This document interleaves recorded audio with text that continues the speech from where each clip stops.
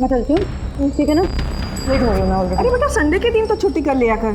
माँ संडे के दिन तो ज़्यादा काम होता है नहीं। अच्छा ठीक है माँ, चलो मैं ऑलरेडी बहुत लेट हो रही हूँ। अच्छा हाँ, आने में लेट हो जाऊंगी है ना? ठीक है, चलो बाय बाय बाय। बट ये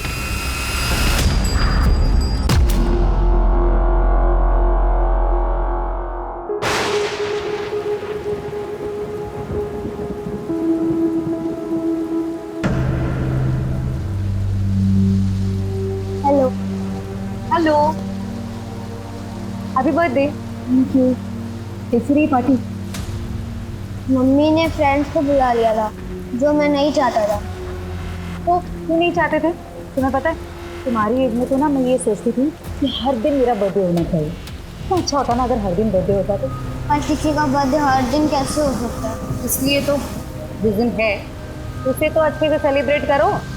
ये लो, मैं आपके लिए केक लाया हूँ। मैं भी कुछ लाई हूँ।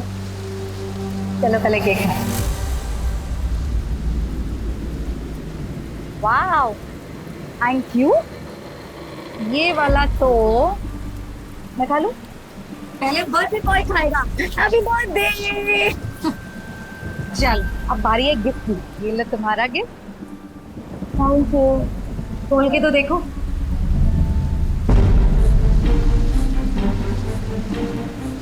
फुटबॉल। Thank you. फिर थैंक यू से काम नहीं चलेगा, खेलना भी पड़ेगा। सोसाइटी के बच्चे शाम में खेलते हैं ना, तुम भी खेलना उनके साथ। अरे हाँ, सेल्फी, हमारी सेल्फी रह गई। चलो स्काउट बनाओ। अपने गुनाहों की माफी मांगने का समय आ गया है।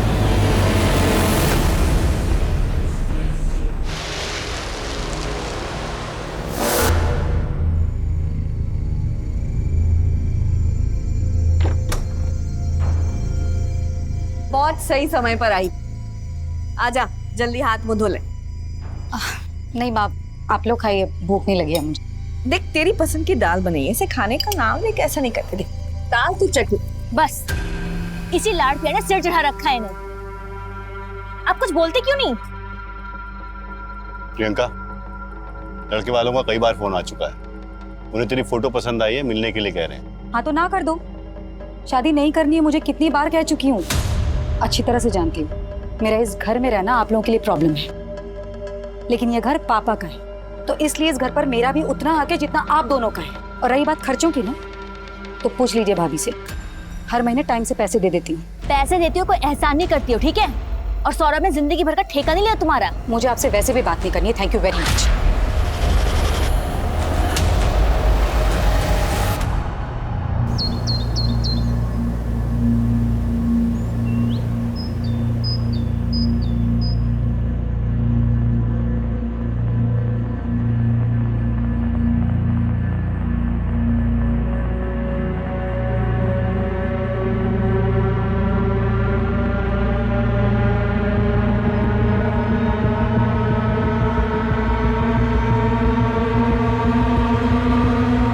Priyanka, Priyanka,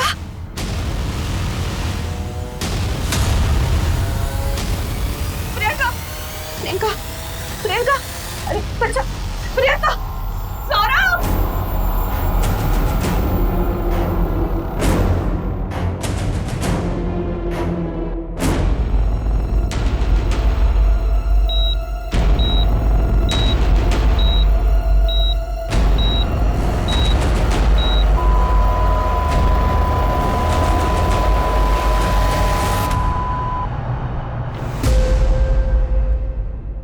doctor, I am sorry, she is no more. क्या? उसे सिर्फ वॉमिटिंग हुई थी। ऐसा कैसे हो सकता है? क्या प्रियंका की तबीयत पहले से खराब थी? नहीं, उनकी तबीयत बिल्कुल ठीक थी। माइट भी हार्ट अटैक आया हो। मेरी बहन सिर्फ 37 साल की थी, कोई बीमारी नहीं थी उसे। हार्ट अटैक कैसे हो सकता है? देखिए, ये सिर्फ मेरा अनुमान है, बाकी सारी चीजें ऑटोप्सी के बाद ही क्लियर होंगी। ऑटोप्सी क्यों? I think this is a police case. मैंने ऑलरेडी पुलिस को इन्फॉर्म कर दिया है। Excuse me.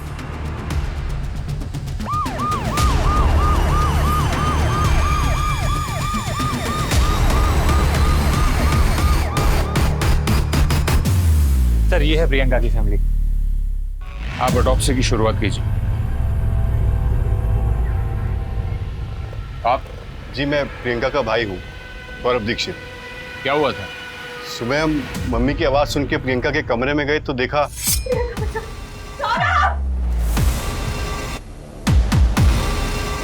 क्या हुआ माँ?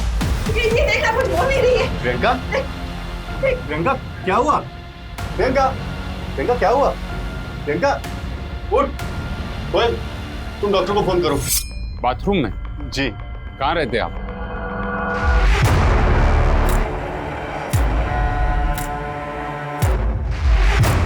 सर, वोमिटिंग रेसिड्यू है, मरने से पहले वोमिट किया होगा।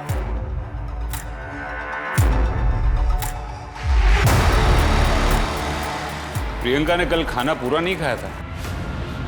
नहीं, वो बाहर से खा के आई थी, उसे भूख नहीं थी, पर मैंने उसके कमरे में खाना रखा कि कहीं रात को भूख लगे तो। प्रियंका काम क्या करती थी? रियल एस्टेट एजेंट थी।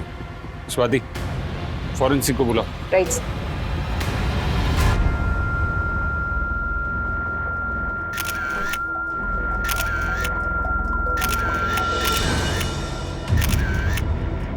मम्मी, हाँ, क्या हुआ?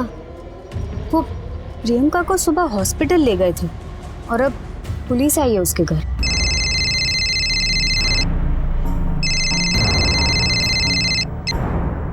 हेलो, क्या? नमस्कार, आदाब।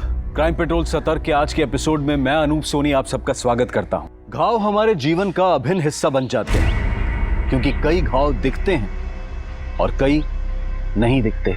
कई बार जो घाव नहीं दिखते हैं वो हमारी आत्मा, हमारी सोच पर ऐसे निशान छोड़ देते हैं जिन्हें शायद हम खुद भी नहीं पहचान पाते। एक 37 वर्षीय लड़की प्रियंका के परिवार को उसका शव उसी के बाथरूम में मिलता है।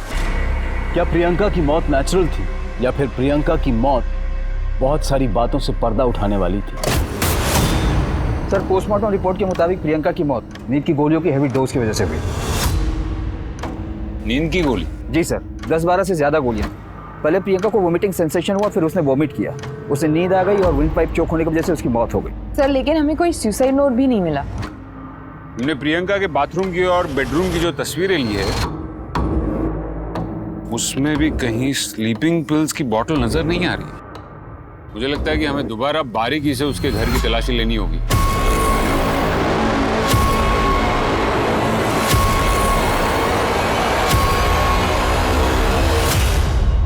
नींद की गोलियां? जी।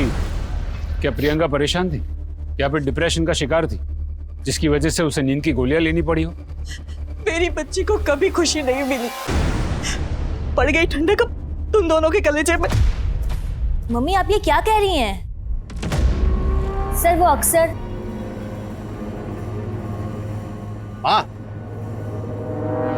प्रियंका तेरा दिमाग तो खराब नहीं है, माँ को डायबिटीज है।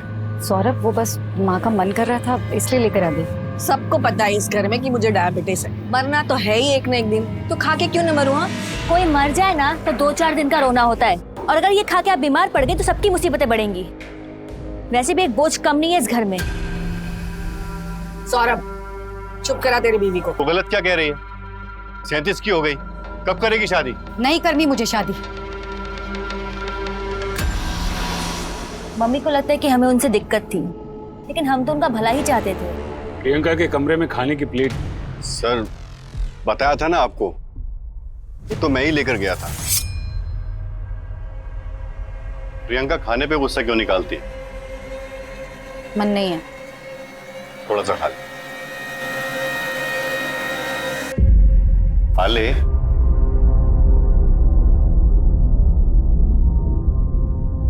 कोयल तेरी भलाई के लिए ही कहती है ना। अच्छा, अगर शादी नहीं करनी है तो आगे क्या सोचा है लाइफ के बारे में? मैं अब दोबारा घाव नहीं चाहती। मतलब? 5 साल पहले प्रियंका अमित पुरोहित के साथ रिलेशनशिप में थी। वो दोनों शादी भी करना चाहते थे, लेकिन अमित बहुत ही गुस्से वाला आदमी था। वो आए दिन प्रियंका पर हाथ उठाता था। शादी से कुछ दिन पहले ही प्रियंका ने... अमित, ये सब क्या है? 10 दिन बाद हमारी शादी होने वाली हो, तुम ये सब कर रहे हो? शर्म आ रही है मुझे तुम पर। अमित, मैंने तुम्हारी मार तक झेली, लेकिन मैं ये सब बर्दाश्त नहीं करूंगी कभी भी। हमारी शादी का कार्ड दिखाने आई थी तुम।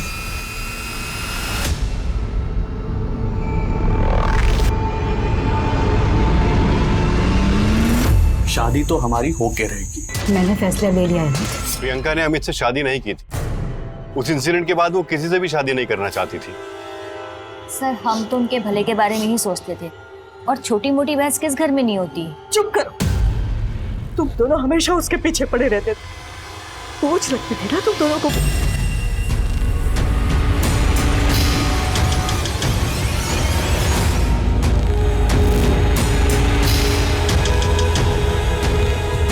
सर ये देखिए नींद की दवाई। सर ये तो मम्मी की दवाई है, मेरे पास इसका प्रिस्क्रिप्शन भी है। फॉरेंसिक में भेजो इसे। सर माँ के अकॉर्डिंग प्रियंका की शादी न करने और यहाँ रहने से भाई भाभी ज्यादा खुश नहीं थे। सर हो सकता है प्रियंका खुद ही अपने अकेलेपन से खुश ना हो और उसने सुसाइड कर लिया हो। लेकिन जिस इंसान को पता है कि वो सुसाइड करने वाला है, अगले दिन सुबह इस दुनिया से चला जाएगा, क्या वो दूसरे दिन पहनने वाले कपड़े तैयार करेगा? प्रियंका के बारे में हर एक छोटी से छोटी डिटेल पता करो, स्पेशली प्रियंका का लास्ट दिन। उस लास्ट दिन की प्रियंका की हर एक मूवमेंट के बारे में जानकारी इकट्ठा करो। पता करो कि प्रियंका के सिस्टम में नींद की गोली कब और कैसे आई। यस जी सर।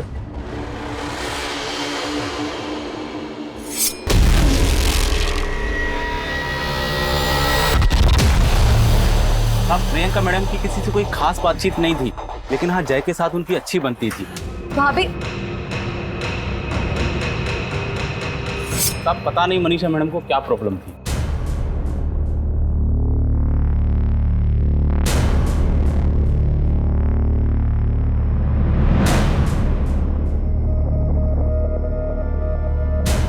जिग्नेश खाना फ्रिज में है, गरम करके खा लेना, मुझे आते आते लेट हो जाएगा। उसमें कौन सी नई बात? कल भी तो तुम लेट ही आई थी। कल देव के साथ थी ना, पता ही नहीं चला टाइम कहाँ निकल गया। पूछोगे नहीं आज कहाँ जा रही हूँ? आज संजय के पास जा रही हूँ। जिसके पास जाना है जाओ, जिसके साथ रहना रहो, मुझे बताने की कोई जरूरत नहीं। अब तुमसे नहीं कहूंगी तो और किसे कहूंगी? बाय।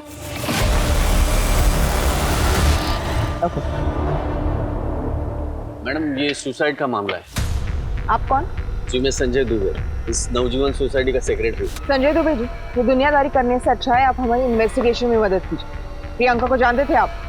जी जानता था। सोसाइटी में जैसे सबको जानता हूँ वैसे उसको भी जानता था।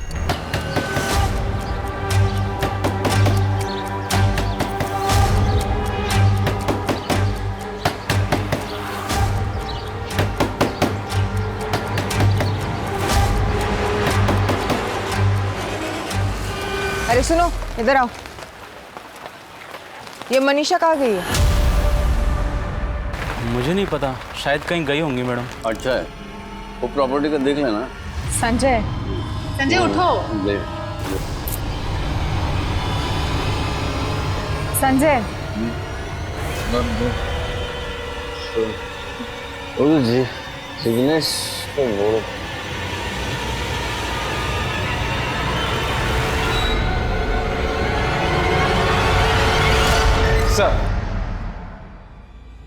सर ये रहे प्रियंका के कॉल डिटेल्स।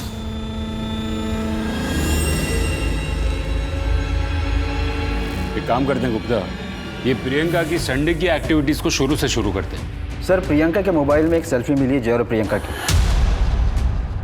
वो फोटो करीब 11:15 पर खींची गई और कॉल रिकॉर्ड के मुताबिक मनीषा जो कि जय की माँ है, उसने प्रियंका को कॉल किया था 11:35 पे। लेकिन ये प्रियंका और मनीषा की तो बनती नहीं थी ना? जी सर। उसके बाद प्रियंका ने अमित पुरोहित, जिग्नेश और मोनिका को भी कॉल किया था और उसके बाद करीब शाम को 7:45 उसने करण को भी कॉल किया और 8:30 बजे के बाद अमित का फोन आया था प्रियंका को। 15 सेकंड ही बात हुई थी। अमित पुरोहित ये वही है ना जिससे प्रियंका की शादी होने वाली थी? जी सर। प्रियंका के कॉल रिकॉर्ड के मुताबिक अमित ने उसे कई बार कॉल किया था और जब मैंने प्रियंका के SMS डिटेल चेक किए तो पता चला कि वो लोग संडे को 12 बजे कैफे में मिलने वाले थे। सर मैंने फुटेज भी निकलवाई, दोनों वहाँ मिले थे सर।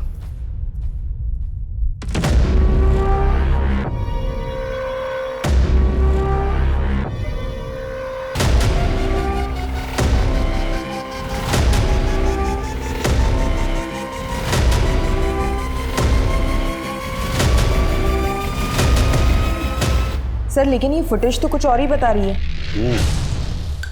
स्वाति, तुम ये करण और मनीषा से मिलो। Right sir. और गुप्ता सर, तुम ये अमित को उठा के लेके आओ। जी सर।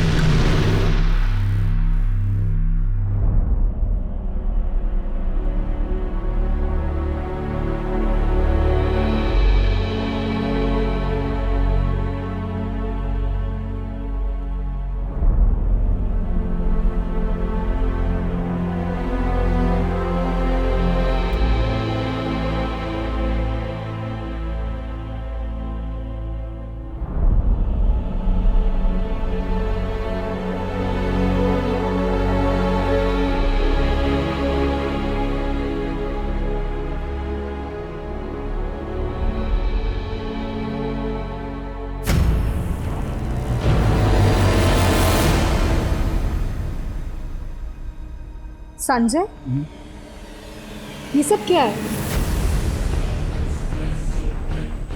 तुम नहीं समझो। तुम समझाओ तो सही, मैं सब समझूंगी।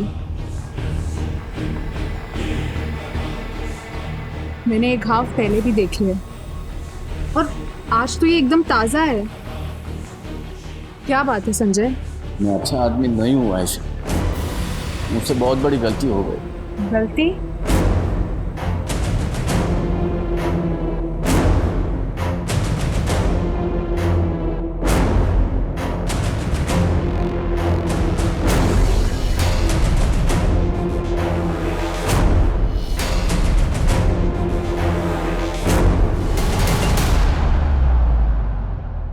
क्या प्रियंका दीदी सच में मर गई? मैंने फोन किया था प्रियंका को थैंक यू बोलने के लिए। उसने जय को गिफ्ट दिया था ना, इसलिए। जय बेटा, तुम प्रियंका से कहाँ मिले थे? मयूर नगर गार्डन में। वो तो यहाँ से 20 मिनट दूर है ना? हाँ। हमें प्रियंका के फोन में जो लास्ट सेल्फी मिली है वो 11:16 की है। अगर हम ये मान भी ले कि जय वहां से तुरंत निकला होगा, तभी वो घर 11:40 के पहले नहीं पहुंच सकता। फिर आपने गिफ्ट बिना देखे 11:35 को प्रियंका को कैसे कॉल कर लिया? उस दिन जय घर पे नहीं था, तो मुझे शक था कि कहीं वो प्रियंका से मिलने तो नहीं गया, इसलिए मैंने उसे फोन किया था। हाँ, वो मेरे साथ ही था। मेरे बेटे से दूर रहने का क्या लोगी तुम? हाँ, उसे भी तुम अपनी तरह बनाती जा रही हो प्रियंका। मैं तुमसे लास्ट बार कह रही हूँ, मेरे बेटे से दूर रहो वरना अच्छा नहीं होगा। प्रियंका के साथ रहना इसे अच्छा लगता था। मैं नहीं चाहती थी कि जैसी जिंदगी प्रियंका ने काटी वो मेरे जय को भी अपने जैसा बना दे। जय बेटा, आप ठीक हो?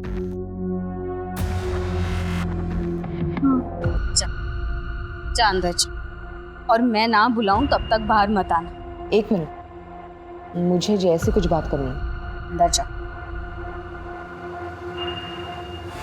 मैडम प्लीज मेरे बच्चे को इन सब से दूर रखिए। मुझे किराए पे घर चाहिए था और मुझे पता चला कि प्रियंका रियल एस्टेट एजेंट बन गई है, इसीलिए मैं उसे कांटेक्ट किया। वो मुझे घर दिखा रही थी। प्रियंका ने तुझे जो जो घर दिखाए उसकी लिस्ट हमें चाहिए। वो एक्चुअली वो सर वो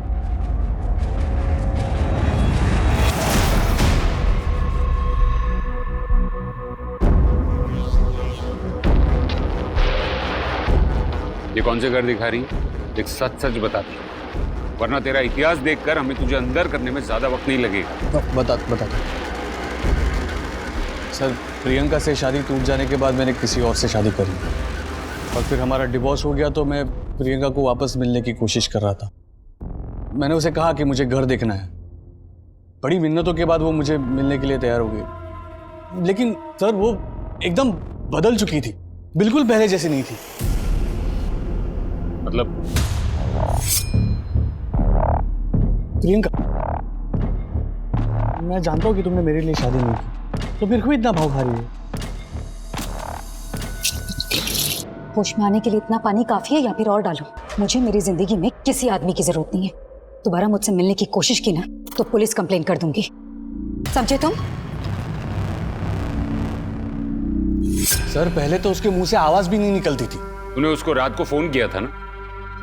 तेरी लोकेशन उसके घर के आसपास की थी।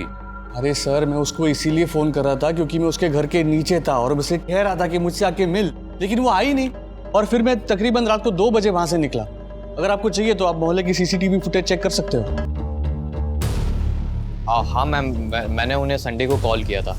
एक्चुअली ये घर हमें प्रियंका जी ने दिलवाया है। और ये देखिए ना मैम, कितनी घर में लीकेज की प्रॉब्लम है। हम लोगों ने कई बार उन्हें बताया भी, और यही रिमाइंड कराने के लिए मैंने उन्हें कॉल किया था। तो उन्होंने कहा कि कल आके देखती हूँ।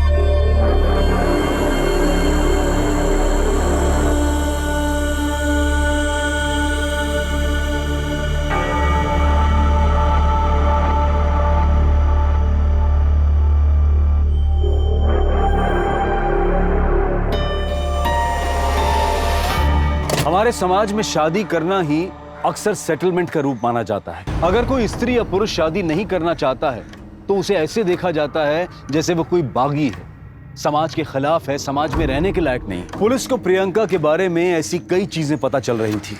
एक तरफ जहां पुलिस प्रियंका की जिंदगी से जुड़े हर पहलू की जांच कर रही थी, वहीं प्रियंका के आखिरी दिन यानी संडे को उसकी सारी एक्टिविटीज की जानकारी भी इकट्ठा कर रही थी।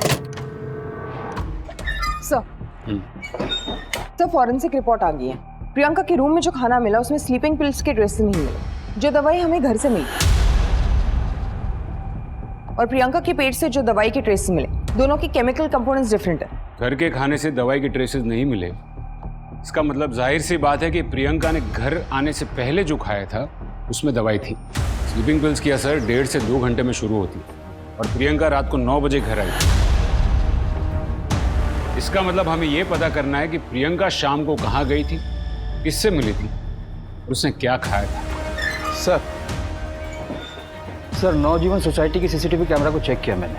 अमित सच बोल रहा है। वो रात को 2:12 तक बिल्डिंग के बाहर ही था, फिर वहाँ से निकल गया। प्रियंका रात को 9 बजे घर में गई, फिर बाहर निकली नहीं। और बाकी लोगों का क्या, जिसे प्रियंका उस दिन मिली थी? इन्वेस्टिगेशन चालू है सर। अपनी टीम्स और अपनी खबरियों को एक्टिवेट करो। केमिस्ट शॉप पे चेकिंग शुरू करो। एक लिस्ट बनाओ कि किसने किसने उस कंपनी की दवाई खरीदी थी। आई नो ये टास्क थोड़ा डिफिकल्ट है, लेकिन ये केस सॉल्व करने के लिए हमें इसे ही लीड बना के आगे चलना होगा। फिर क्या हुआ संजय? मुझसे बहुत बड़ी गलती हो गई।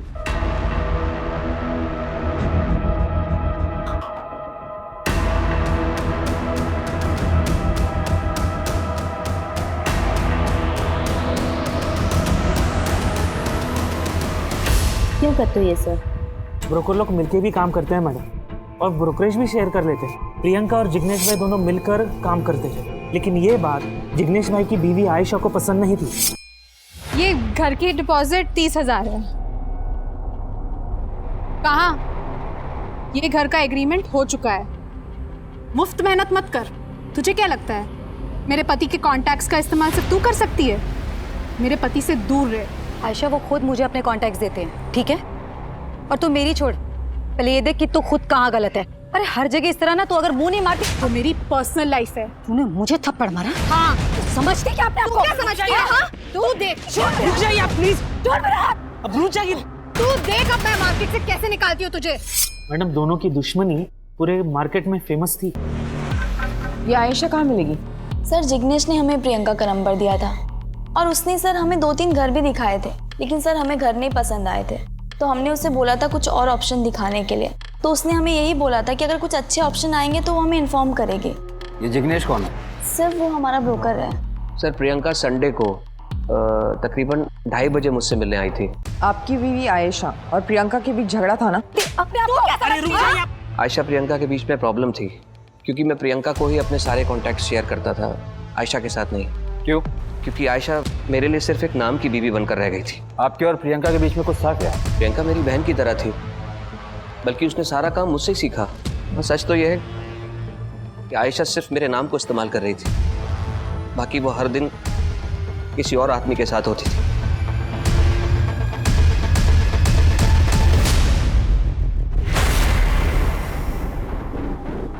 सर, ये आयशा की डायरी।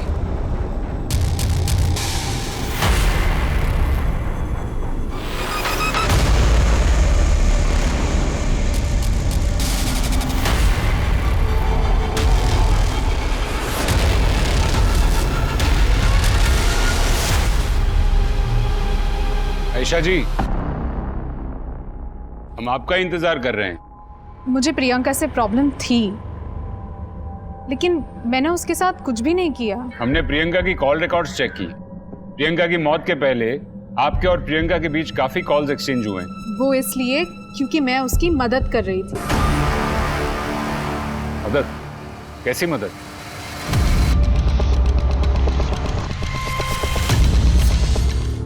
क्यों बुलाया तूने मुझे यहाँ? आयशा, मुझे तुम्हारी हेल्प चाहिए। मेरा पति तेरी इतनी मदद कर रहा है, वो काफी नहीं है तेरे लिए?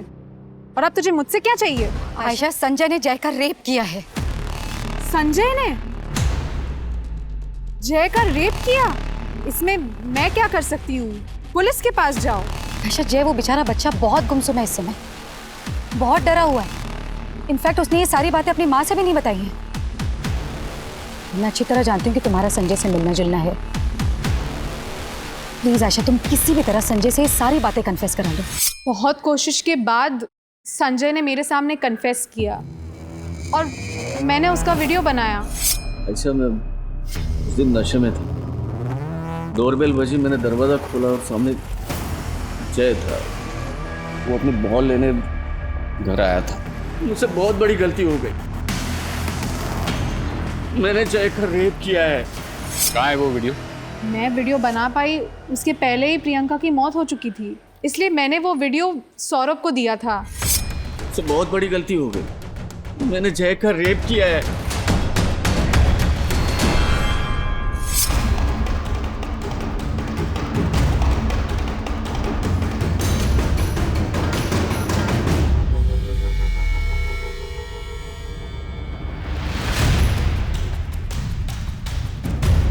वॉचमैन से पता करो ये संजय कहाँ गया है। Right sir.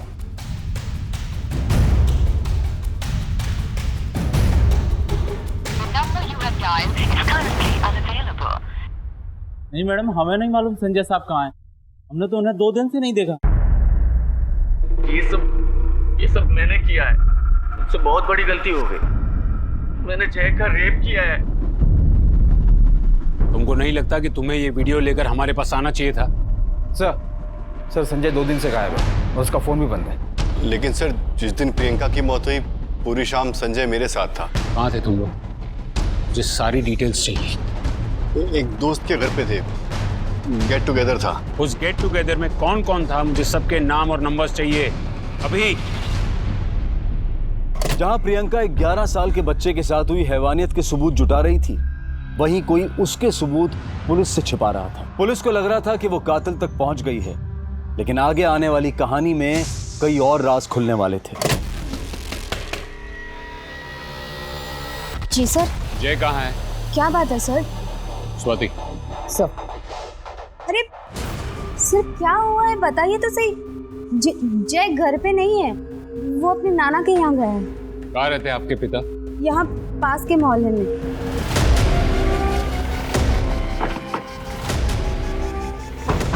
आपको पता है जय के साथ क्या हुआ है?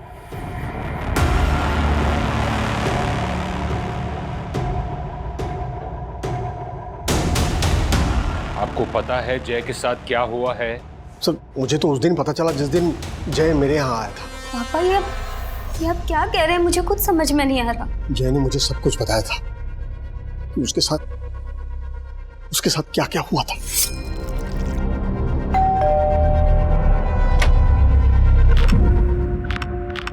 अंकल, वो बॉल आ गई आपके घर में।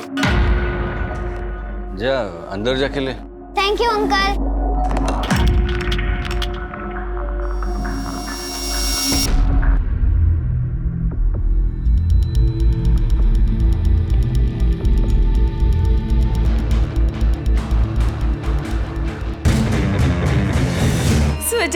मेरा बेटा गुमसुम रहने लगा था।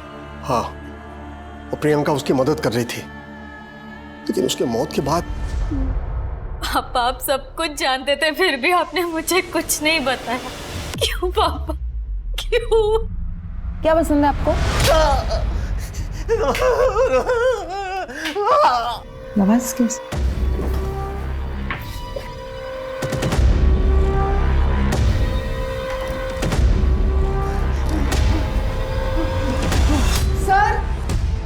सर इधर आइए जल्दी। अरे सर रुकिए ना सर, कहाँ जा रहे हैं आप? एक मिनट सर।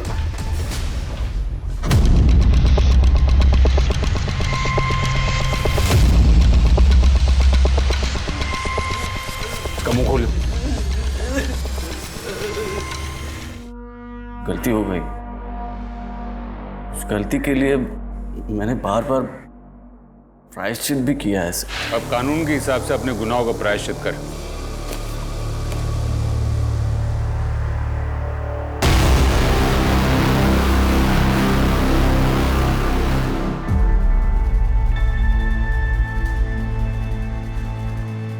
मेरे नाती के जीवन को बर्बाद कर दिया था उस आदमी ने सर।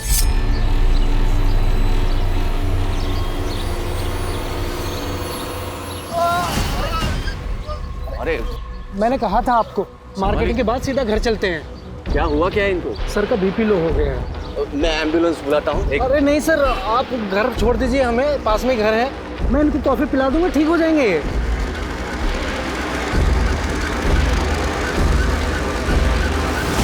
सजा देने के लिए कानून है। आपको हमारे पास, पुलिस के पास आना चाहिए था। आपके सभी दोस्तों ने और संजय ने ही हमें बताया कि आप किस टाइप के गेट टुगेदर करते हैं। संजय को बचाने के लिए तुमने वो वीडियो छुपाया ना? मैंने वो वीडियो इसलिए छुपाया क्योंकि अगर ये सारी बातें बाहर निकलती तो मेरी बहन की बातें भी बाहर निकलती। क्या मतलब? अमित से रिलेशनशिप टूटने के बाद प्रियंका का रिश्तों पर से विश्वास ही उठ गया था। वो लोगों से सिर्फ फिजिकल रिलेशन बनाती थी। एक वो रहता है।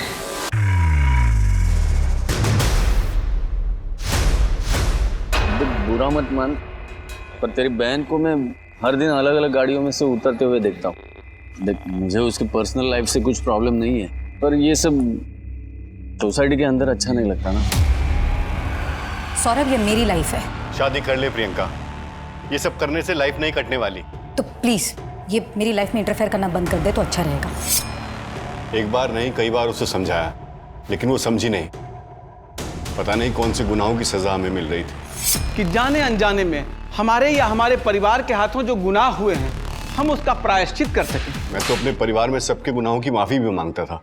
आप जानते हैं कि प्रियंका किस किस से मिलती थी?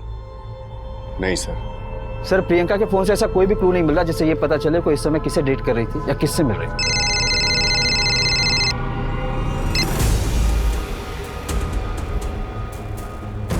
ठीक है, उसे पुलिस स्टेशन भेज दो। सर, हम लोग हमेशा मंथ एंड में स्टॉक चेक करते हैं, तो पता चला कि हमारे स्टॉक में स्लीपिंग पिल्स की एक बोतल गायब हुई थी। चिंटू खबरी ने बताया था इस केस के बारे में। आपको पता है ये काम कौन कर सकता है? इसमें है।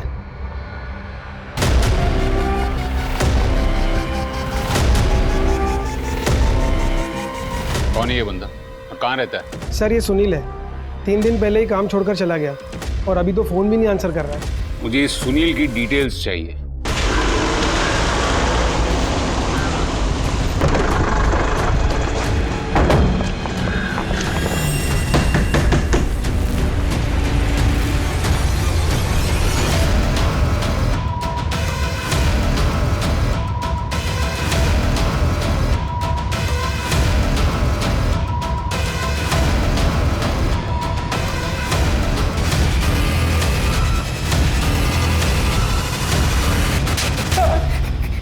बताता साहब, उसने मुझे 15,000 दिए थे उस आदमी ने साहब। किसने?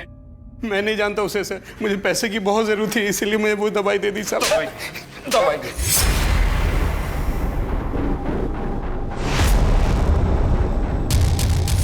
जो दवाई बिना प्रिस्क्रिप्शन के देना गैर कानूनी है, तूने वो दवाई दी कैसे?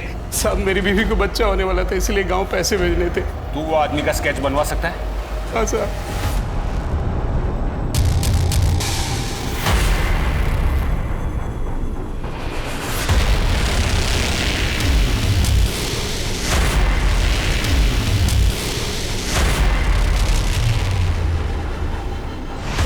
कैसे हो सकता है? गुप्ता सर, गिरफ्तारी के पहले हमें कुछ सबूत इकट्ठे करने होंगे।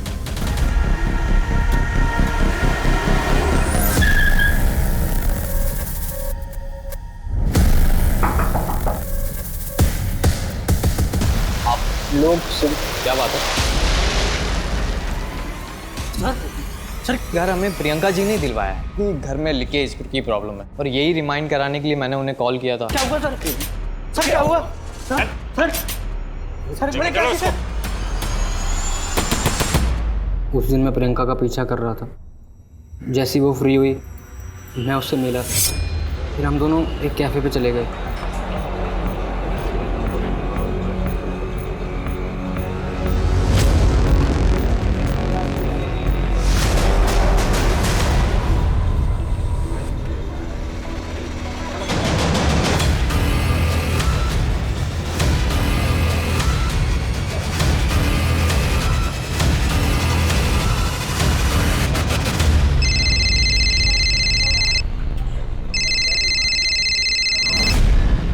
हेलो प्रियंका जी, वो समीर आपके साथ है क्या?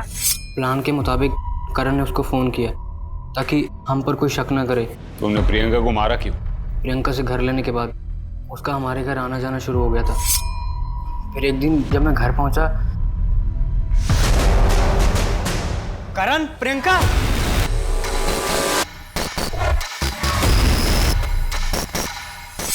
वो हम दोनों के साथ थी, पर उस दिन के बाद तो क्या प्रॉब्लम है?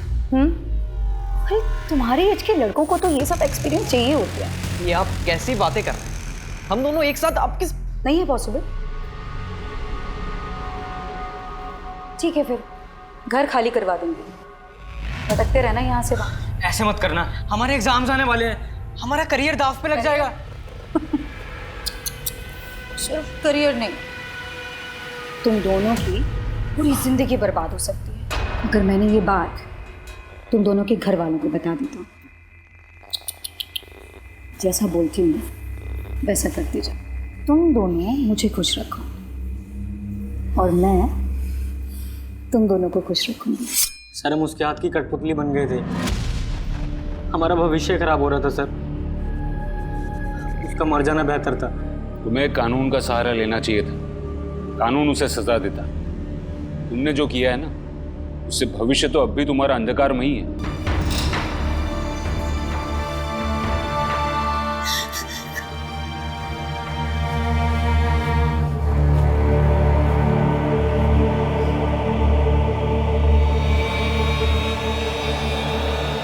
प्रियंका एक बुरे रिलेशनशिप से बाहर निकली थी, जिसके बाद उसका नजरिया इस हद तक बदल गया कि शायद उसे खुद पता नहीं चला कि वो कब अमित की तरह बन गई।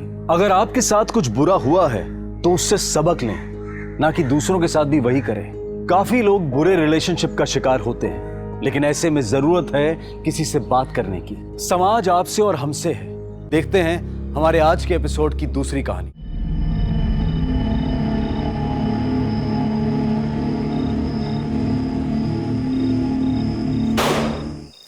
Happy birthday to you. Happy birthday to you. Happy birthday dear Bhabhi. Happy birthday to you. Hey. Happy birthday भाभी। शीतल, हमारी शादी के बाद ये तुम्हारा पहला बर्थडे है, तो ये खास तुम्हारे लिए मेरी तरफ से। अब ये बताओ तुम्हें क्या चाहिए? डाइवोर्स। मजाक कर रही हो क्या भाभी? भाभी, कल भैया ने आपके लिए इतनी बड़ी सरप्राइज पार्टी रखी है। शहर के बहुत बड़े बड़े लोग आ रहे हैं और आप कैसी बातें कर रही हो?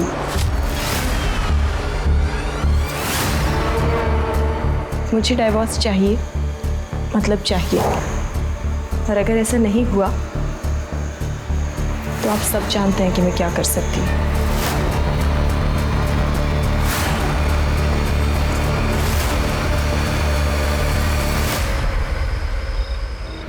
मम्मी आप टेंशन मत लो, मेरी क्लाइंट से मीटिंग है, मुझे जाना पड़ेगा। और पापा की तरह कोई गवर्नमेंट जॉब तो है नहीं कि 9 से 6 की नौकरी करो और फिर आराम।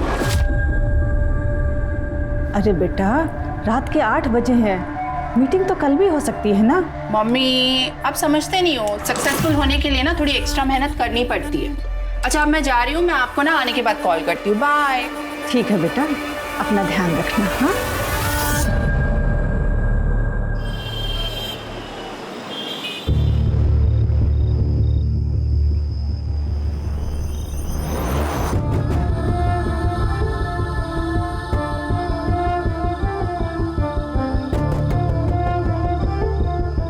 हाय, आई एम मनीष मित्तल। मुझे लगता है हम कहीं मिल चुके हैं। आई विश मिले होते। By the way Maya. Nice to meet you.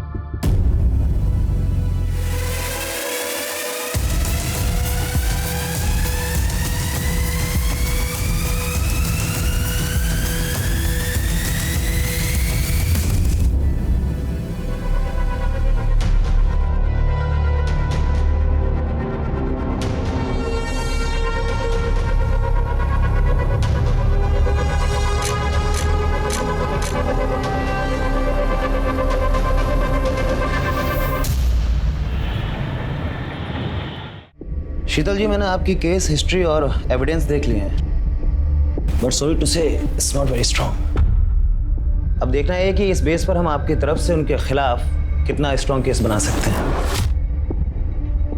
Vijay ji, मैं जानती हूँ इतना सब काफ़ी नहीं है, पर मुझे किसी भी हालात में डिवोर्स चाहिए। मैं बस उस कैद से छुटकारा चाहती हूँ, प्लीज़। ओके, कुछ करते हैं।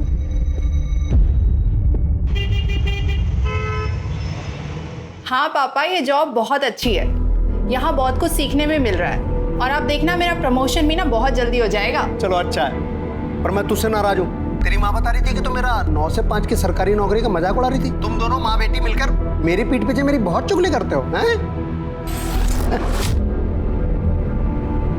मैं आप दोनों को बहुत मिस कर रही हूँ। अच्छा मम्मी, वो मैंने पैसे भिजवाए थे, आपने चेक किए ना? हाँ, मिल गए। बस इसी तरह तरक्की करती रहे और तेरा काम अच्छे से चलता रहे। जैसी टाइम मिले मिलने आ जाना। हाँ, बहुत जल्दी आऊंगी। अच्छा मम्मी, एक इम्पोर्टेंट कॉल आ रहा है, मैं आप लोगों से बाद में बात करती हूँ। Bye, love you. Hello,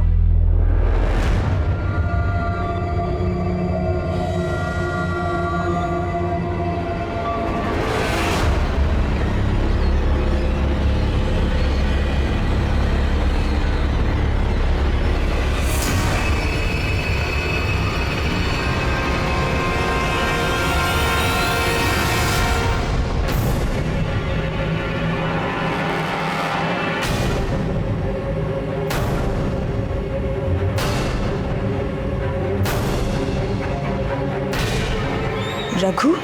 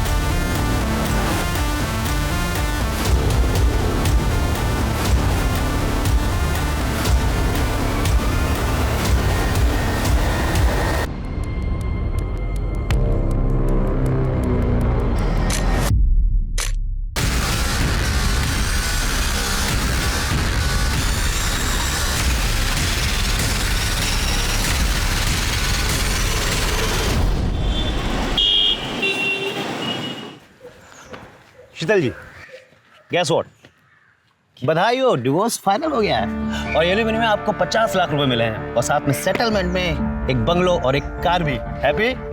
yes. Thank you so much Vijay ji, पर मेरी आज़ादी के आगे ये सब कुछ भी नहीं है, but still thank you so much. आप नहीं होते ना तो। क्या कर रहे हो? इस चोर ने मेरे पैसे से तेरा घर तो भर दिया है, लेकिन याद रखना ये पैसा तुझे कभी हजम नहीं होगा। छोड़ो। हेलो मिस्टर, क्या हो रहा है? क्या हो रहा है? हेल्प! पुलिस! अरे देखो आगे आदमी गुंडागर्दी कर रहा है। भैया छोड़ो यहाँ से। छोड़ूंगा नहीं तुझे, मैं नहीं छोड़ूंगा मैं। लेके जाओ भैया, छोड़ो भैया। शीतल जी, आर यू ओके? या अरे सुनो, कल रात माया ने मैसेज किया है कि वो नई नौकरी के लिए दुबई चली गई। अरे ऐसे कैसे अचानक, बिना बताए? रुको मैं उसको कॉल लगाता हूं। हाँ हाँ जल्दी लगाइए।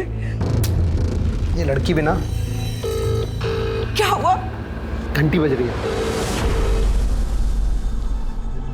बेटा मेरी तो कुछ समझ में ही नहीं आ रहा, मैं तेरे तलाक पर क्या कहूँ। पता नहीं क्या हो गया तुझे आजकल, साल भर तेरी शादी को हुआ नहीं। और माँ, नरेश से शादी करना मेरी जिंदगी की सबसे बड़ी भूल थी। अब मैंने वो भूल सुधार ली है। अब क्या करूंगी?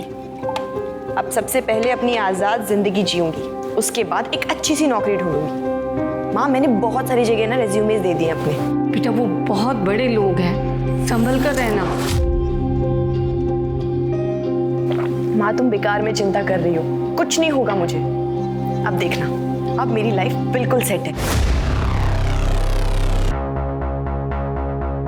हाँ माँ, मैं कोशिश करूंगी जल्द से जल्द टिकट्स मिल जाए। तुम बस अपना सारा का सारा सामान पैक रखना। Okay bye.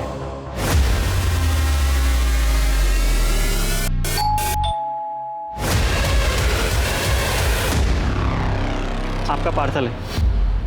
नहीं, पर मैंने कोई पार्सल मंगवाया ही नहीं है। आप शीतल लादा है ना? हाँ। तो फिर आपका ये, पकड़िए इसको। अरे पर मैंने कोई पार्सल मंगाया ही नहीं है, तो मैं कैसे लूँ इसे? मेरे पास इतना टाइम नहीं है, पकड़िए इसको। अजीब जबरदस्ती है, नहीं मंगाया मैंने।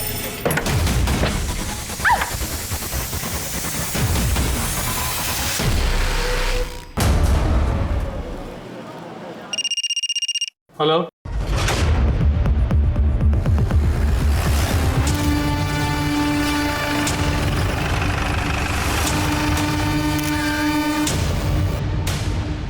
सर सेक्सुअल असॉल्ट ऐसा कुछ नहीं लग रहा।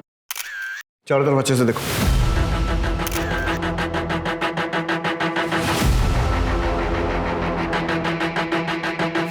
सब जगह से फिंगरप्रिंट लो और आस पड़ोस में पूछताछ करो। देखो पड़ोसियों ने किसी को आते जाते देखा है क्या? सर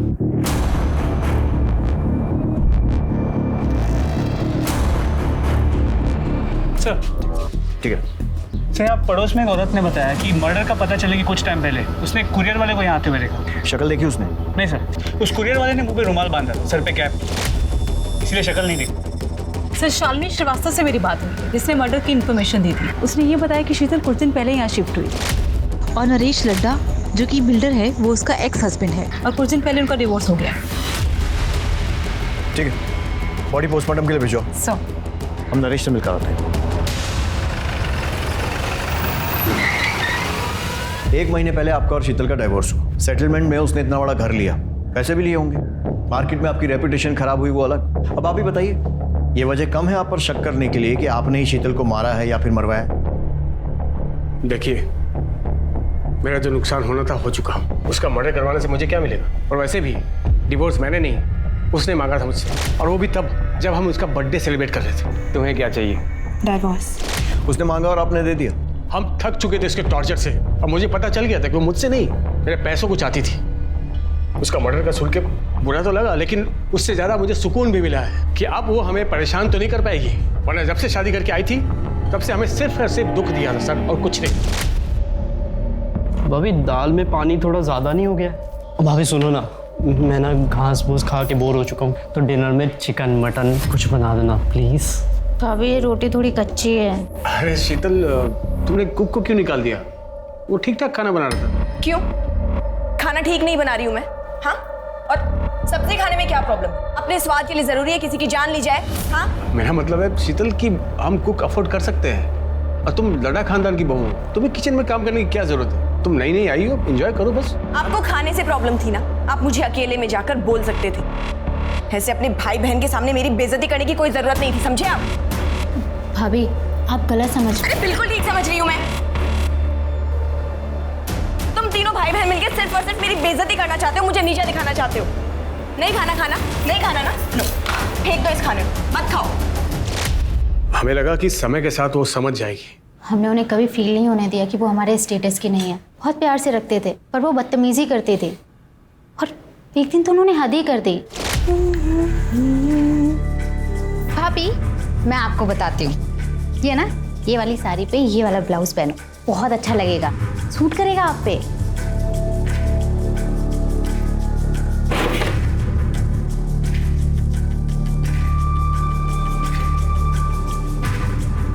भाभी क्या कर रही हो आप? काट क्यों रही हो? तेरे छूने के बाद में अब मैं इसका पोछा भी नहीं बना सकती। और रही बात फैशन की, तो वो मुझे तेरी जैसी बहन जी से सीखने की कोई ज़रूरत नहीं है, जिसके पास पैसा तो बहुत है पर ओढ़ने पहनने की जरा सी अकल नहीं है। आप लोग इतनी शराफत दिखा रहे थे और वो बदतमीजियां करती जा रही थी, क्यों? शायद उनकी नज़र सिर्फ हमारे पैसों पर थे, वरना वो प्रीतम से ऐसी बात नहीं करते। सर को बताओ ना, सर को बताओ। क्या हुआ? भैया वो कुछ महीने पहले की बात है, भैया काम से बाहर गए हुए थे और शीतल भाभी मेरे रूम में आई। जी भाभी, क्या कहा हमें बताइए। कुछ नहीं, वो मैं बोर हो रही थी तो मैंने सोचा तुम्हारे पास आके थोड़ा टाइम पास कर लूं। क्या कर रहे हो तुम? वाओ, कितना सुंदर कॉम्प्लेक्स है। काश ऐसे ही कॉम्प्लेक्स मेरा भी होता। वैसे हो सकता है अगर तुम चाहो तो। हाँ भाभी, मैं भैया से बात करूंगा। नहीं, भैया को बीच में लाने वाली कौन सी बात है? अगर ये हम दोनों के बीच में हो सकता है तो। उनसे उस दिन बड़ी मुश्किल से मैंने पीछा छुड़ाया। भैया को बताने से डर लगा, इसलिए मैंने दीपा से शेयर किया।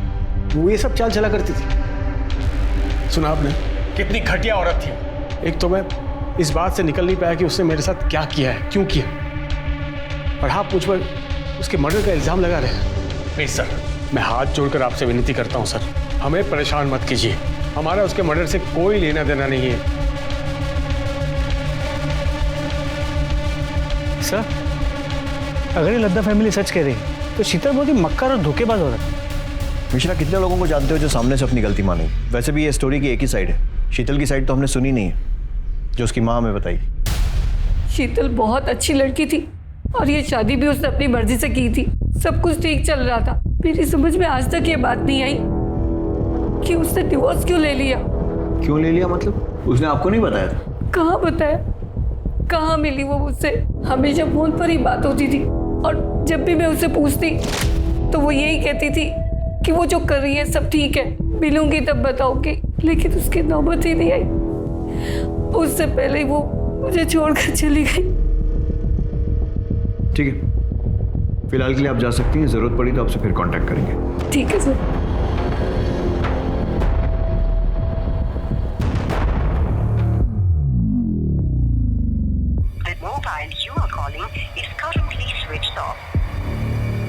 क्या हुआ?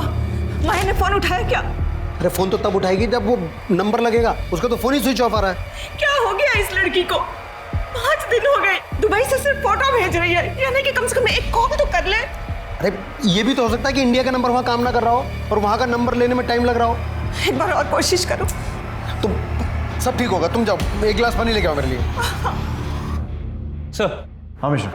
सर, शीतल के घर के फोरेंसिक रिपोर्ट के मुताबिक उसके घर में सिर्फ उसी के फिंगरप्रिंट्स मिले। उसके घर में किसी भी सामान पे, इनफैक्ट डोरबेल पे भी किसी और के फिंगरप्रिंट्स नहीं मिले। इसका मतलब जानबूझकर फिंगरप्रिंट्स मिटाए गए। शीतल उस घर में कुछ महीनों पहले शिफ्ट हुई थी, लेकिन इस टाइम में भी कोई ना कोई तो घर में आया होगा, किसी ने तो डोरबेल बजाई हो। मतलब यह कि जिसने भी उसे मारा या मरवाया है, सोची समझी प्लानिंग है। सर, शीतल की पोस्टमार्टम रिपोर्ट्स आ गई। सर, इसके मुताबिक उसकी मौत दोपहर 1 से 3 के बीच में हुई और चाकू से 3 बार पेट में वार किया गया। मतलब पीएम रिपोर्ट से भी कोई खास हेल्प नहीं है? नथिंग। सर, मैंने शीतल की बैकग्राउंड भी चेक की है। शादी से पहले या तलाक के बाद उसका कोई भी अफेयर वगैरह भी नहीं था।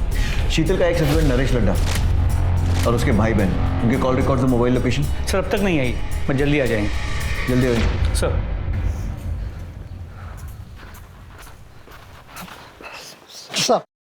साहब हमारा नाम वीरेंद्र शर्मा, ये हमारी पत्नी उर्मिला शर्मा सर। सर हम मेरठ से आए सर। सर हमारी बेटी माया शर्मा यहाँ दिल्ली में इस एरिया में रहती है सर। वो पिछले 1 हफ्ते से मिसिंग है सर, और अब तो फोन भी उसका ऑफ आ रहा है सर। घबराइए मत। सिंह सर, इनकी कंप्लेंट लिखो, लड़की की पूरी डिटेल्स लो और ऐसा ही राणा से बोलना जैसे आए तो फॉलो अप करें। Okay sir. मेरी बेटी को ढूंढ दीजिए। आप फिक्र मत कीजिए, आप अपनी कंप्लेंट लिखवाइए, हम जल्द से जल्द उसे ढूंढने की कोशिश करें। सर ये नरेश और उसके भाई बहन तीनों बहुत कमीने हैं, और मैं बात दावे से कह सकता हूँ कि शीतल के मर्डर में इन्हीं तीनों का हाथ है। क्योंकि सर जिस दिन हम लोग केस जीते थे और नरेश को शीतल को घर गाड़ी बंगला सब देना पड़ा था, उस दिन नरेश ने शीतल को मेरे सामने ही धमकी दी। ये पैसा तुझे कभी हजम नहीं होगा, छोड़ूंगा नहीं तुझे, मैं नहीं छोड़ूंगा मैं। लेकिन नरेश का तो कहना है कि डिवोर्स उसने नहीं बल्कि शीतल ने मांगा था। हाँ सर, मांगा था, क्योंकि इन तीनों भाई बहन ने मिलकर शीतल का जीना हराम कर रखा था। सर उसे इतना मजबूर कर दिया, क्या करती बेचारी वो। वकील उसे फैमिली कोर्ट में पति पत्नी के झगड़े सुनते आ रहा हूँ, मगर शीतल के केस को सुनकर मेरी भी रूह कांप गई थी। शादी होते ही नरेश ने सभी नौकरों को काम से निकाल दी। इतने बड़े घर का झाड़ू पोछा, साफ सफाई, खाना बनाना सब अकेली मैं ही करती थी। पर इतना भी काफी नहीं है उसके लिए। रोज मुझे परेशान करने के नए नए तरीके निकाल लेता है। और फिर एक दिन, ये क्या है? दाल है या पानी है? ये एक तो रोज रोज ये घास फूस खा के ना बोर हो चुका हूँ। अरे कुछ और नहीं बना सकते क्या? चिकन मटन कुछ? भाभी ये रोटी भी कच्ची है। मायके से तुम कुछ सीख के नहीं आई हो क्या? माँ ने कुछ सिखाया नहीं तुम्हें? क्यों मैं खाना ठीक नहीं बना रही हूँ क्या? ये बनाया तुमने खाना? हाँ? और सब्जी खाने में क्या प्रॉब्लम है? जरूरी है अपने स्वाद के लिए किसी की जान ली जाए? आपको मेरे हाथ का खाना अच्छा नहीं लग रहा था तो आप मुझे अकेले में बोल देते। इसे अपने भाई बहन के सामने मेरी बेइज्जती करने की क्या जरूरत थी? क्या बकवास कर रही हो? क्या मतलब भाई बहन? मैं सही तो बोल रही हूँ।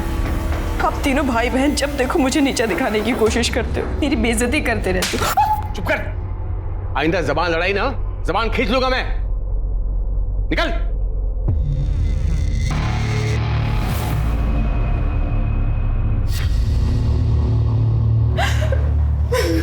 अरे अरे भाभी आप रो क्यों रही हो? हाँ अरे मैं कह रहा हूँ ना, चुप हो जाओ, चुप हो जाओ। क्या कर रहे हैं आप? हाथ हटाइए। अरे हाथ हटाओ? अरे मैं तो हाथ हटा दूंगा भाभी, पर भैया शाम को जिसको ला रहे हैं आपसे मिलाने, उसका हाथ कैसे हटाओगे? क्या नरेश, तुम अपना काम निकलवाने के लिए मुझे किसी ऑफिसर के साथ सोने के लिए बोल रहे हो? नरेश बीवी हूं मैं तुम्हारी। चिल्ला मत। तुझे क्या लगा रे?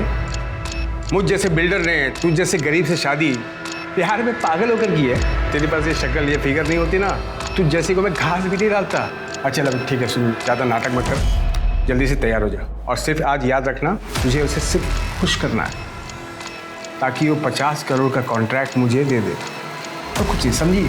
सिंपल है। नहीं, मैं ऐसा कुछ भी नहीं करने वाली। क्या बोली तुम? क्या बोली? भैया क्या कर रहे हो? क्या चाहते हो?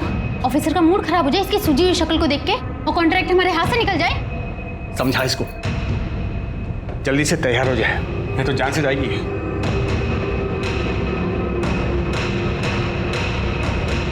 भाभी आप तैयार हो जाओ please.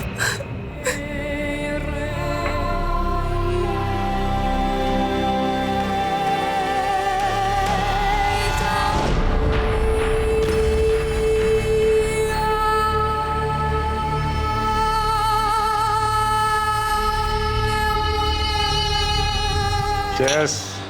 I hope you enjoyed the evening.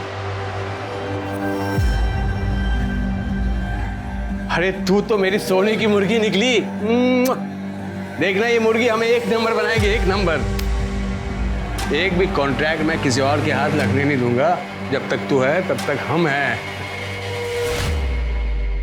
Naresh रोज रोज नए नए आदमियों को पकड़ के ले आता है।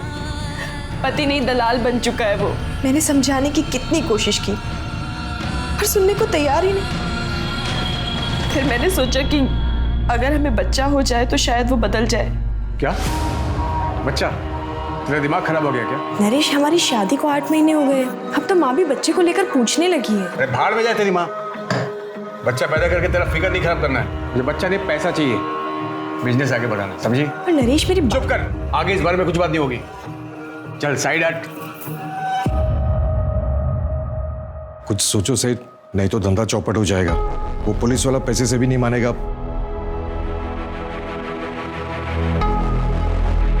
ठीक है, मैं कुछ करता हूँ।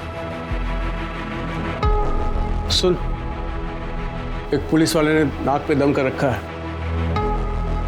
तुझे उसे खुश करना होगा। मैं ये सब और नहीं करूंगी, और अगर तुमने मेरे साथ जबरदस्ती करने की कोशिश की तो मैं पुलिस के पास चली जाऊंगी। क्या बोली?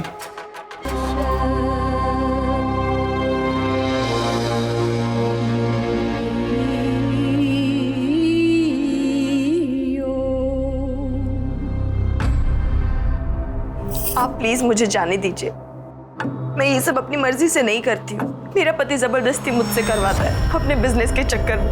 आप पुलिस वाले हो ना, आप मेरी मजबूरी समझिए और प्लीज मेरी मदद कीजिए। अरे ड्यूटी पे भी जाना है, चल बिस्तर पे चल। नरेश साला कमीना है, लड़की का पैसा बचा लिया। चल। एक मिनट, मैं बस वॉशरूम जाकर आऊं प्लीज। अरे यार मूड खराब कर दिया, जल्दी जा और जल्दी आना।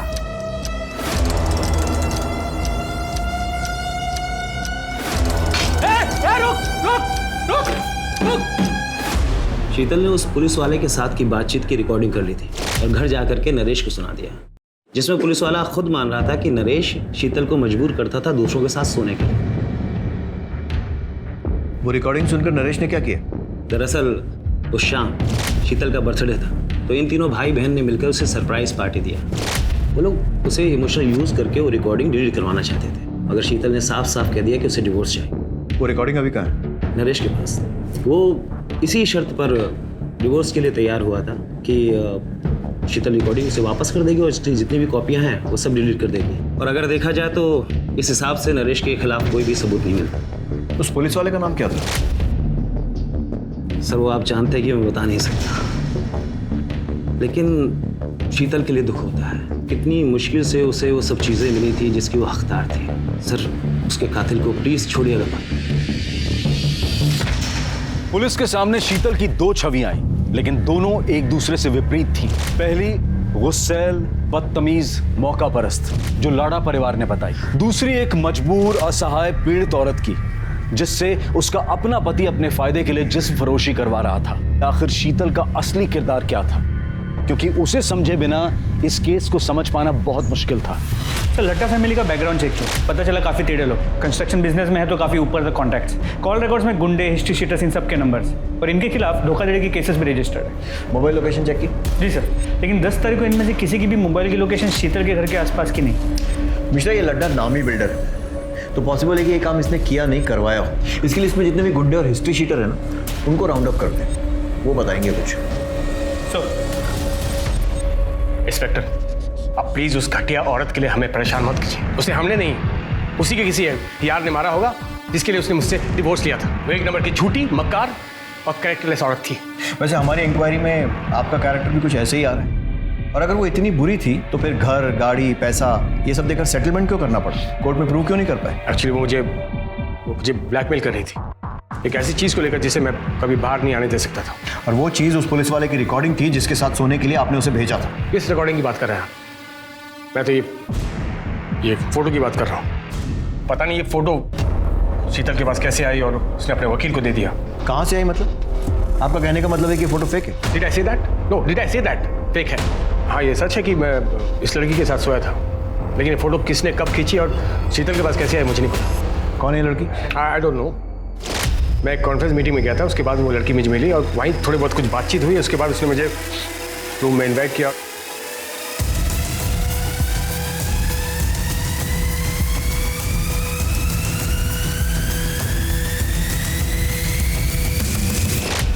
इस लड़की का कोई कांटेक्ट या एड्रेस? नो।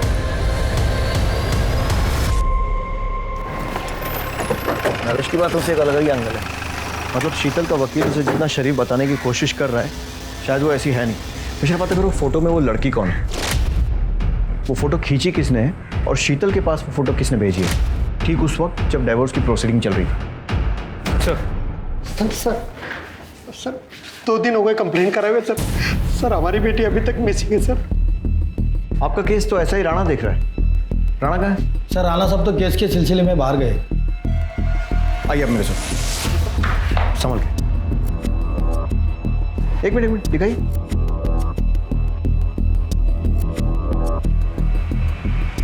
ये कौन है? यही तो हमारी बेटी माया शर्मा।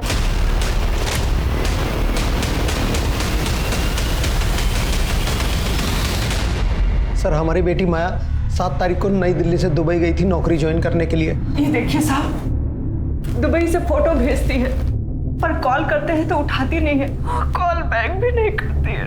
सर शुरू में तो 1-2 दिन हमने इंतजार किया कि फ़ोन करेगी, पर बाद में तो उसका फ़ोन भी स्विच ऑफ हो गया। फिर हम लोग मेरठ पुलिस के पास गए, उनसे कहा तो उन्होंने कहा कि हाँ आप लोग दिल्ली जाइए, क्योंकि वो माया दिल्ली में ही रहती थी।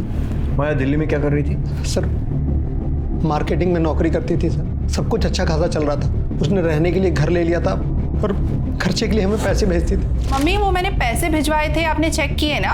फिर अचानक 7 तारीख को उसका SMS आया कि वो उसने नौकरी छोड़ दी है, उसको दुबई में नई नौकरी मिली और इसलिए वो वहाँ जा रही है। जाने से पहले हमसे मिलकर भी नहीं गई। यहाँ पर किस कंपनी में जॉब करती थी? सर ये तो कभी मैंने उससे नहीं पूछा।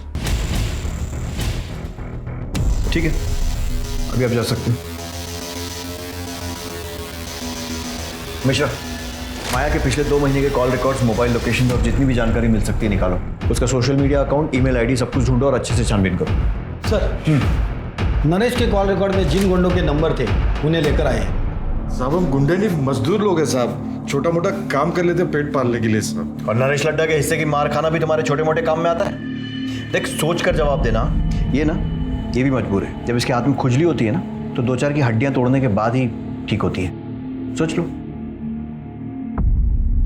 साहब हम लोग नरेश सेठ के लिए काम करते हैं। क्या काम?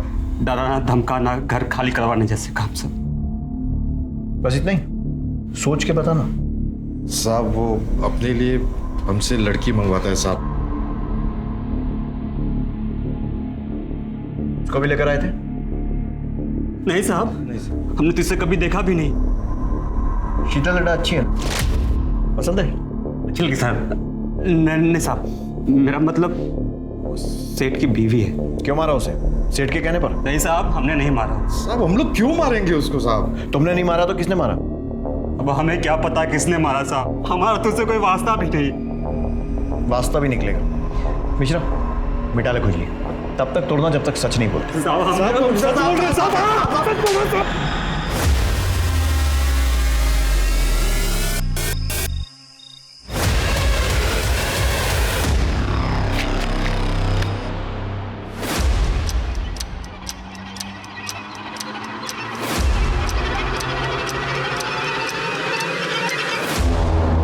सर माया ने 7 तारीख को दोपहर 2 बजे की दुबई जाने की फ्लाइट की टिकट निकाली थी और 7 तारीख की सुबह 10 बजे उसने ऑनलाइन चेक इन भी किया। मतलब वो सही में दुबई जा रही थी? देख के तो ऐसा ही लग रहा, लेकिन ना वो एयरपोर्ट गई ना उसने फ्लाइट ली। टिकट लिया, ऑनलाइन चेक इन भी किया, तो फिर फ्लाइट क्यों छोड़ दी? हो सकता है लास्ट मिनट उसका मन बदल गया हो या फिर किसी ने ज़बरदस्ती उसे जाने से रोका। लेकिन दोनों ही केसेस में वो दुबई वाले पिक्चर्स कहाँ से आए जो उसने अपने माँ बाप को भेजे? सर हमने पता किया, वो पिक्चर्स इंटरनेट से निकाले गए और उसके माँ बाप को इसलिए भेजा गया है ताकि उन्हें यकीन हो कि माया दुबई में है। सारे पुलिस स्टेशन में माया की डिटेल्स भेजी? जी sir. Excuse me. Hello, PSA Mishra बोल रहा हूँ। ठीक है सर, फरीदाबाद के पास के जंगल में एक माया से मिलती जुलती बॉडी मिली। बॉडी काफ़ी सड़ चुकी है तो आइडेंटिफाई करवाना होगा। माया के पेरेंट्स को बुलाओ, शिनाख्त। सर हाथ में टैटू है जिससे शायद पहचान हो सके। मेरे बच्चे। मम्मी देखो मैंने टैटू बनाया है। अरे ये क्या नाक शनाप बना लिया है, कितने सुंदर हाथ थे तेरे। मम्मी आजकल का फैशन है, रहने तो आप समझोगे ही नहीं। कहाँ समझ पाएगी तू, ऐसे हमें छोड़कर चली जाएगी।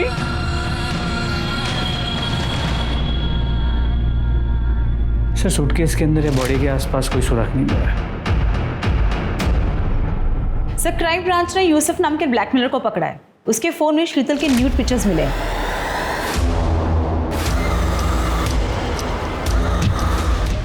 सर ये फोटो मुझे प्रतिम ने सेंड किया था सर।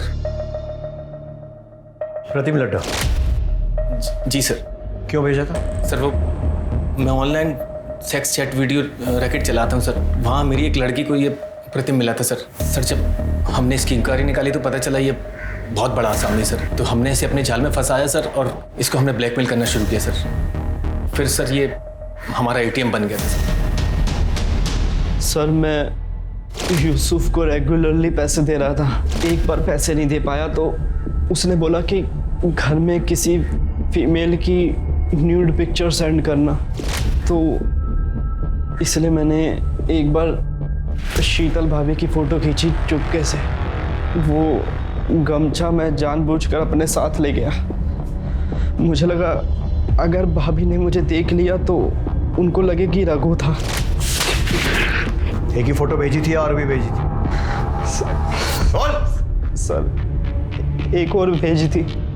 अब जो पूछ रहा हूं ना उसका बिना पिटे सच सच जवाब देना। नरेश अपने बिजनेस के लिए और कॉन्ट्रैक्ट के लिए शीतल को दूसरे मर्दों के साथ सोने के लिए मजबूर करता था?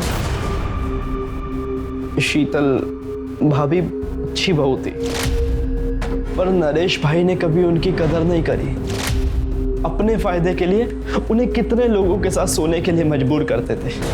हमें पता था सर ये गलत है, पर उनकी हाँ में हाँ मिलानी पड़ती थी क्योंकि हम उन पे फाइनेंशियली डिपेंडेंट थे। मिश्रा, शीतल जैसी सीधी सादी लड़की बेचारी इस नरेश लड्डा जैसे घटिया आदमी के चंगुल में फंस गई और वो कमीना अभी भी खुला घूम रहा है। इसके ऊपर प्रोस्टिट्यूशन का केस बनाओ। इस नरेश लड्डा को इसके किए की सजा मिलनी चाहिए। जी सर। शीतल की केस में तो हम आगे बढ़ रहे हैं, प्रोग्रेस भी हो रही है, लेकिन माया के केस में ना तो कोई ढंग का सस्पेक्ट मिल रहा है और ना ही कोई मोटिव मिल रहा है। सर क्या ये हो सकता है कि ये दोनों केसेस कनेक्टेड हो सकता है। सर माया का फोन 9 तारीख को स्विच ऑफ हुआ। माया के कॉल रिकॉर्ड्स में 2 नंबर में, एक किसी अनिल नाम के फोटोग्राफर का है जिसकी पुरानी दिल्ली में फोटो स्टूडियो, और दूसरा नंबर फेक आईडी पे लिया गया जिसके साथ माया की अक्सर लंबी बातें हुआ करती। और सर वो नंबर 9 तारीख से स्विच ऑफ, अब तक ऑन नहीं हुआ है। सर माया ने अपने कार्ड से 6 मार्च को एरोसिटी में एक होटल भी बुक किया था और सर उसने अपने लैंडलॉर्ड को पूरे रेंट के पैसे देके वो रूम छोड़ दिया था, पर उसके लैंडलॉर्ड को उसके दुबई जाने की बात बिल्कुल पता नहीं थी। मतलब उसने दुबई का टिकट बुक कराया था, अपना रूम छोड़ा था, लेकिन शायद वो दुबई गई नहीं। जी सर। सबसे पहले तो इस फोटोग्राफर को उठाओ, पता करते हैं माया और इसका क्या कनेक्शन, और दूसरा ये फेक नंबर, उसकी जो भी इंफॉर्मेशन मिल सकती है, कहाँ से इशू हुआ, प्रीपेड है, पोस्टपेड है, सब कुछ पता करो। सर। आखिरकार माया की पोस्टमार्टम रिपोर्ट से पता चला कि माया को नींद की दवा दी गई थी। 7 तारीख की दोपहर को लगभग 12 से 3 के बीच हुई।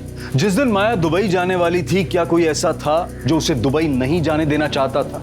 क्या कोई ऐसा जिसके राज माया के पास थे?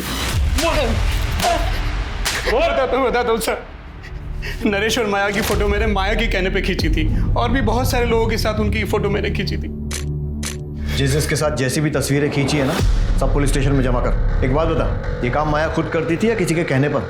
खुद ही करती थी साहब, खुद ही कॉल करती थी, खुद ही सारी डीलिंग करती थी। और पेमेंट? पेमेंट कैश में होती थी, वो खुद ही करती थी। और कभी कभार महेश नाम का आदमी आता था, वो पेमेंट करने के बाद माया से मेरी बात करा देता था। माया के कॉल रिकॉर्ड्स में इस महेश को ढूंढो।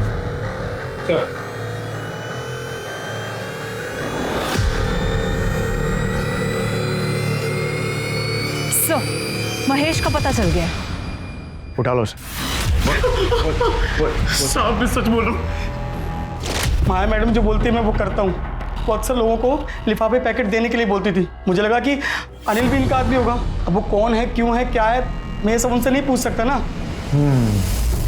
तू तो कुत्ते जैसा वफादार आदमी है ना। देख, माया का मर्डर हो गया है, अब भी अगर मुंह नहीं खोलेगा ना तो लंबा अंदर जाएगा तू। तेरे फोन रिकॉर्ड्स, कॉल लोकेशन सब निकाल लिए हमने, जिससे क्लियर है कि 6 तारीख को तू माया के होटल गया था और बाद में भी होटल के आसपास ही था, और अगले दिन होटल से एयरपोर्ट की तरफ भी गया था जब माया दुबई जाने के लिए एयरपोर्ट निकली थी। साहब मुझे क्यों फंसा रहे हो? मैं तो जो साहब बोलते थे वो करता था। तो मैं भी तो वही पूछ रहा हूँ ना, क्या किया तूने? 6 मार्च की शाम को माया मैडम को होटल पर ड्रॉप किया था। तो जब माया को ड्रॉप किया था वो अकेली थी? हाँ सर। उसके साथ कोई सामान वगैरह था? नहीं साहब, खाली हाथ में पर्स था बस। फिर मैंने शाम को साहब को होटल ड्रॉप किया और गाड़ी वहीं छोड़ के अपने एक दोस्त के पास रहने चला गया।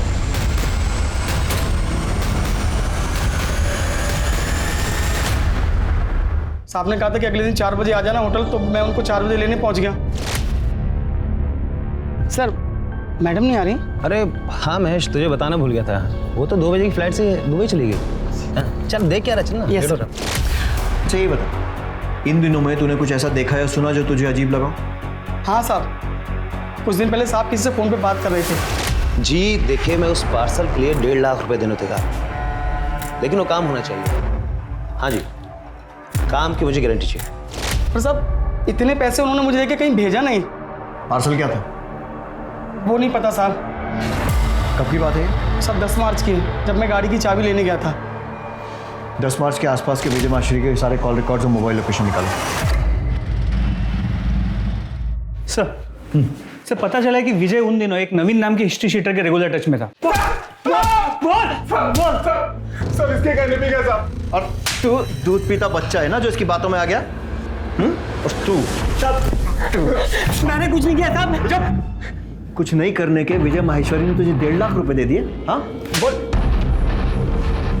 साहब वो एक काम के नहीं 3 काम के पैसे थे साहब। विजय ने फोन करके मिलने बुलाया, मैं इसके साथ वहां पहुंचा।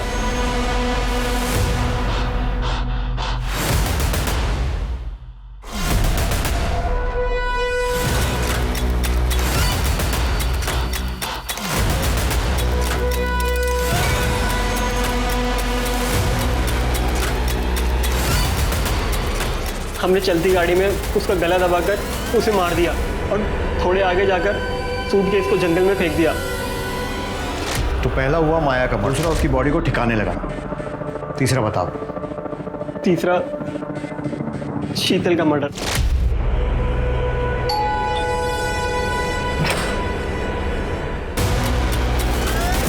क्या? तो कैसी लगी मेरी प्लानिंग? मोटिव समझ नहीं है, क्यों किया? माया से पीछे छुड़ाने के लिए। दरअसल क्या होता है कि जो ये डिवोर्स केस होता है ना, इसमें हम लोग क्लाइंट को ज़्यादा एलिमनी दिलाने के लिए उन्हें नंबर 2 के तरीके से करते हैं, उन्हें कन्विंस करते हैं। उसके बाद इन सब नंबर 2 के तरीकों से ही तो पैसे मिलते हैं ज़्यादा, वरना आप भी जानते हैं कि डिवोर्स के केस में कहाँ इतने पैसे मिलते हैं। और माया वो अपनी मर्जी से काम करती है? अरे नहीं साहब, इतनी आसानी से कौन तैयार होता है। बोला मैंने कि ये सब करने में परेशानी क्या है, किसी के साथ सोना थोड़ी है। उसको ब्रेन वॉश किया, समझाया उसको, तब जाके मानी। और हाँ, शादी की झांसा भी दी। लेकिन उसके बाद एक दिन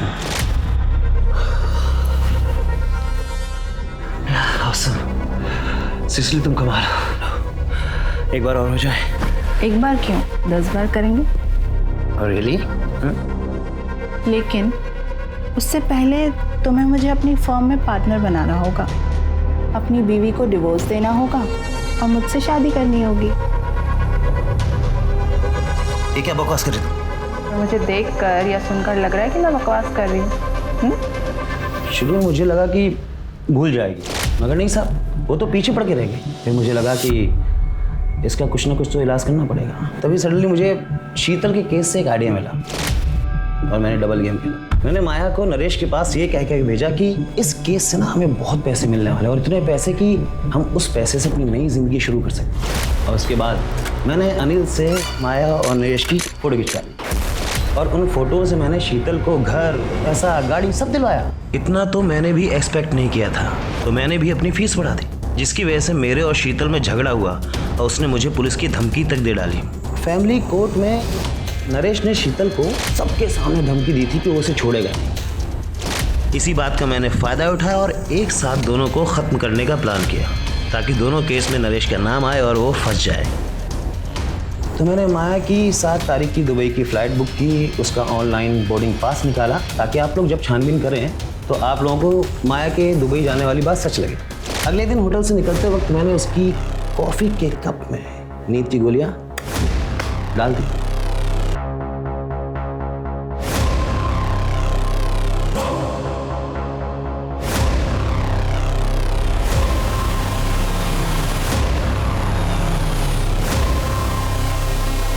मैंने माया का फ़ोन अपने पास ही रख लिया था। एक रात पहले ही उसके घर वालों को मैंने मैसेज कर दिया कि मैं दुबई जा रही हूँ नौकरी के सिलसिले में, और 2 दिन तक दुबई की फ़ोटो भेजता रहा। उसके 2 दिन बाद मैंने उसके फ़ोन को तोड़ के फेंक दिया। माया और शीतल के मर्डर केस में चार्जशीट फाइल करो।